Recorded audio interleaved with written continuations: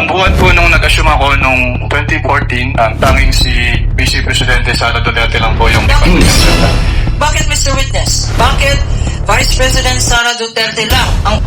Nako, ay nakakahiya ho ito.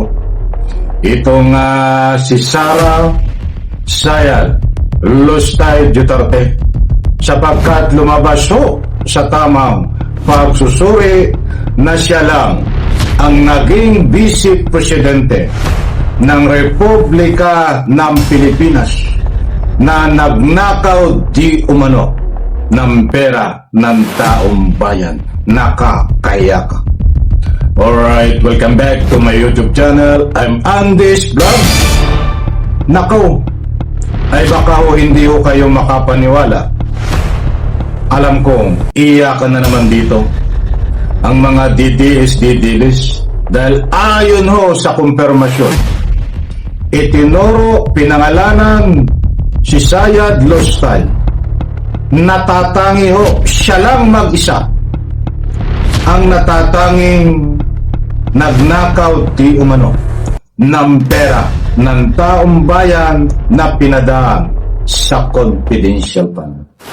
Kaibigan, palambing naman ako, isang like sa video na ito kung nagustuhan niyo po.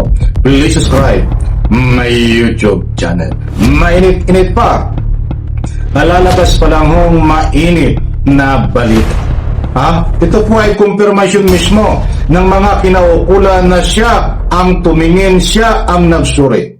Ang pinagbatayan din dito nabanggit na naging Vice President itong si Jojimar Binay. Ayon po sa pagsusuri ay wala pong ninakaw na pera ng taong bayan no siya ay Vice President pa. At pinangalanan din ho si Sara Sayad Lustay. Pinangalanan din po si Lene Robredo na dating presidente ng Pilipinas na wala po siyang ninakaw din na pera ng taong bayan na lumabas sa pagsusuri. At ito ang panghuli, pinangalanan ho at kinumpirma.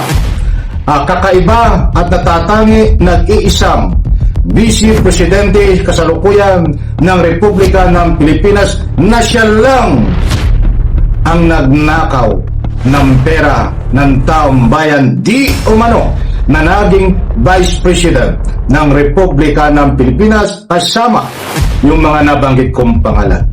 Jojimar Binay, malinis, hindi nagnakaw. Inuulit ko. Lene Robredo, nabanggit din ho, malinis, hindi ho nagnakaw ng pera ng taong bayan. But ito ho, kakaiba si Sara Sayad Lustay. Anak ng katakot-takot. Mga kaibigan, ito ho ang resibo. Ibabahagi ko po sa inyo, shoutout po sa lahat.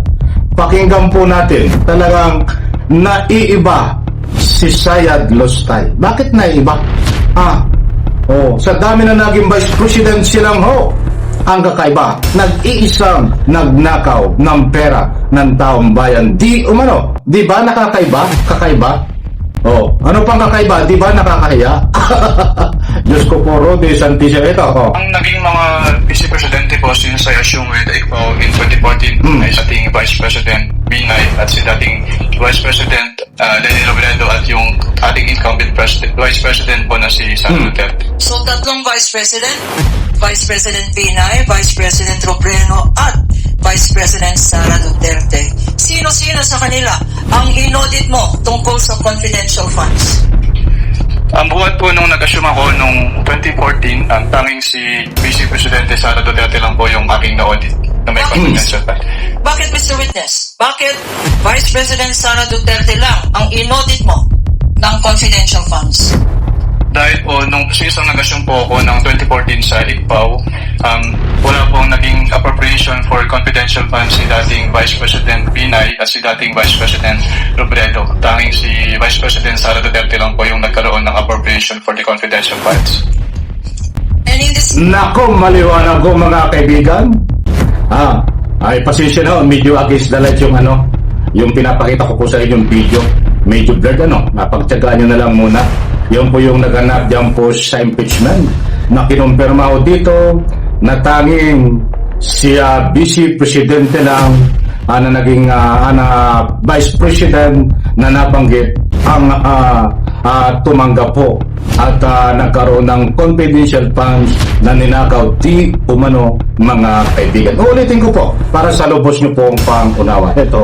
Ang naging mga Vice Presidente po since I assumed with ICFO in 2014 ay si dating Vice President Binay at si dating Vice President Leni Robredo at yung ating incumbent Vice President po na si Sara Duterte. So tatlong Vice President Binay, Vice President Robredo at Vice President Sara Duterte. Sino-sino sa kanila ang inaudit mo tungkol sa confidential funds? Ang buwan po nung nag-assume ako nung 2014, tanging si Vice Presidente Sara Duterte lang po yung aking na-audit na may confidential fund. Bakit, Mr. Witness? Bakit Vice President Sara Duterte lang ang inaudit mo ng confidential funds?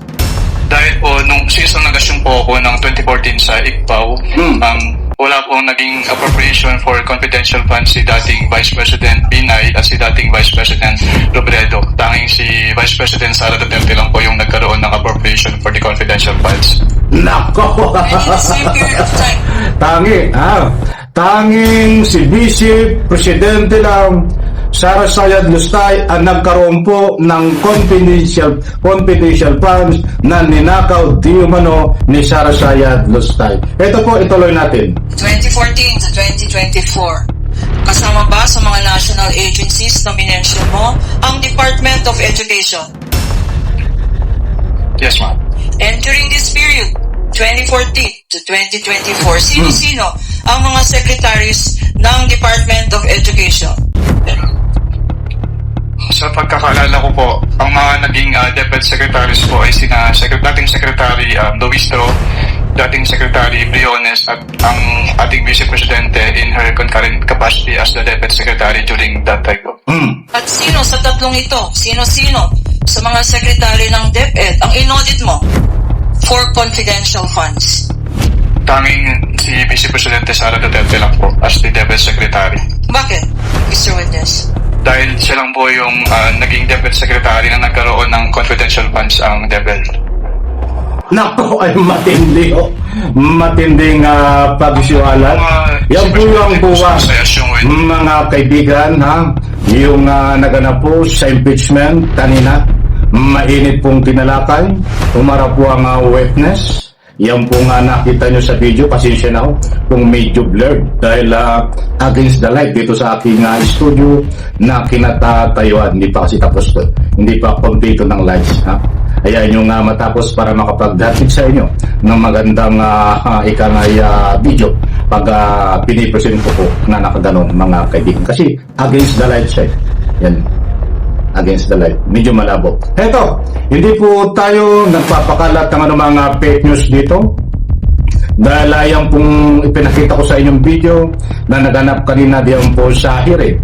Pabiliti sa Senado sa impeachment ay kinumpirma ho ng kuwa na tanging si Vice President Sara Sayad Lustay lamang ang Vice Presidente na mayroon pong confidential funds at nung siya Secretary pa ng Education, inaudit niya po siya, inaudit po ng kuwa na pinatunayan ho na tanging si Sara Sayad Lustay lang ang mayroon pong confidential funds nung siya din ang DepEd Secretary. Nakakaya ho mga kaibigan, kasi ako sa Pinoy dito, yung confidential funds ay ninakaw di umano ni Sara Sayad Lustay kaya nga mayroon po siyang impeachment. Kasama po yan sa nga po iniimbestigahan at nagkaroon po ng ruling ng impeachment. At siyempre, marami pang iba. Abangan po ang next vlog po natin mga kaibigan tungkol po sa impeachment. Medyo kinulang tayo sa oras. Bigyan po natin ng parto. Maliwanag ho, nandyan ho, ibinahagi ko po sa inyo. Kakaiba. Si Sara Sayad Lustay Duterte dahil siya lang ho ang naging Vice Presidente na nagnakaw di umano ng pera ng taong bayan sa pamamagitan ng confidential funds. Kinumpirma at itinuro nitong kuwa na tumistigo ho sa impeachment mga kaibigan. Sa like, isang share sa video na ito. Salamat po.